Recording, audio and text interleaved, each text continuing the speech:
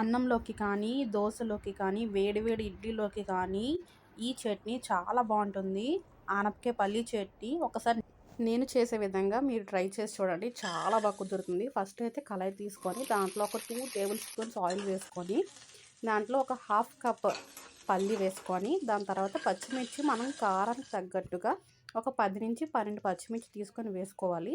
అవి కూడా మధ్యలో కట్ చేసి వేసుకుంటే మనకి తొల్లకుండా ఉంటాయన్నమాట.